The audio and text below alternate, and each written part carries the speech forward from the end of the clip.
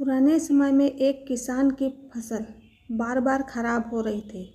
कभी तेज बारिश की वजह से, कभी तेज धूप की वजह से, कभी ठंड की वजह से उसकी फसल पनप नहीं पा रही थी। एक दिन इससे दुखी होकर किसान भगवान पर नाराज हो गया। वह भगवान को लगातार कोस रहा था। तभी वहाँ भगवान प्रकट हुए। किसान ने भगवान से कहा कि भगवान, आपको खेती की बिल्कुल भी जानकारी नहीं है। आपकी गलत समय पर बारिश कर देते हैं।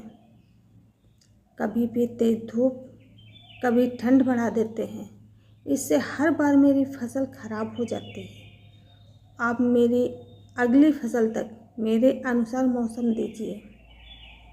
जैसा मैं चाहूँ वैसा ही मौसम रहे।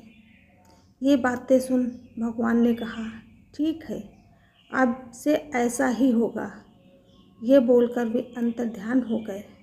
अगले दिन से किसान ने फिर से गेहूं की खेती शुरू कर दी। अब जब वह बारिश चाहता था तब बारिश होती थी। फसल के लिए जब उसे धूप की ज़रूरत होती तब धूप निकलती।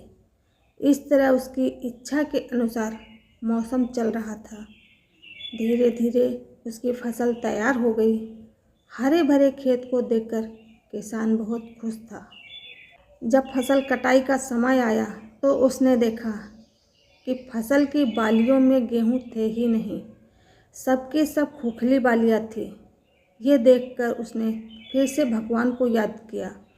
भगवान प्रकट हुए, इसकी वजह पूछी। भगवान ने कहा कि तुम्हारी फसल ने बिल्कुल भी संघर्ष नहीं किया है, इसी वजह से ये खोखली हो गई हैं।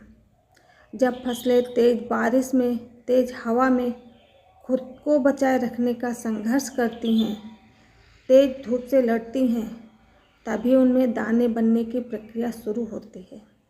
जिस तरह सोने को चमकने के लिए आग में तपना पड़ता है, उसी तरह फसलों के लिए भी संघर्ष जरूरी होता है। ये बात किसान को समझ आ गई और उसे अपनी भूल का एहसास हो गया। इस कहानी से हमें यही सीख मिलती है कि जब तक हमारे जीवन में बाधाएं नहीं आती, तब तक हम अपनी प्रतिभा में निखार नहीं लाते। बाधाएं ही हमें साहसी बनाती हैं। परेशानियों की वजह से ही हमारा सही विकास होता है।